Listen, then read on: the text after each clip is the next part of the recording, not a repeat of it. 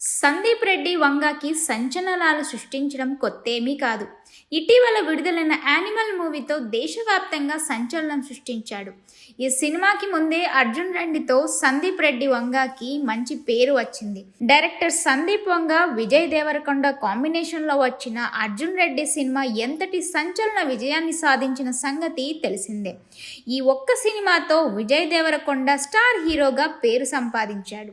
ఇటీవల ఈ చిత్రం గురించి సందీప్ వంగ ఆసక్తికర విషయాన్ని వెల్లడించారు. 2011లో అల్లు అర్జున్కి ఒక కథ చెప్పానని, అయితే కొన్ని కారణాల వల్ల అది ఆగిపోయిందని సందీప్ రెడ్డి వంగ చెప్పారు.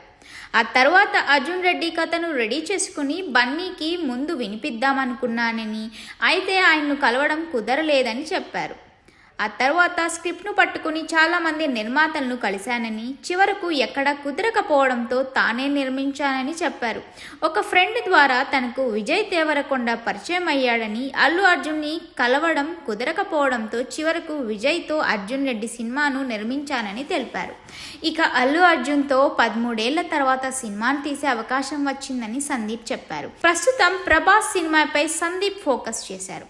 స్పిరిట్ పేరుతో తెరకెక్కుతున్న ఈ సినిమా ప్రీ ప్రొడక్షన్ పనుల్లో బిజీగా ఉన్నారు. ఈ ఏడాది ఈ చిత్రం సెట్స్ పైకి వెళ్లనుంది. స్పిరిట్ తర్వాత సందీప్ రెడ్డి వంగ అల్లు అర్జున్తో సినిమా స్టార్ట్ చేయనున్నారు.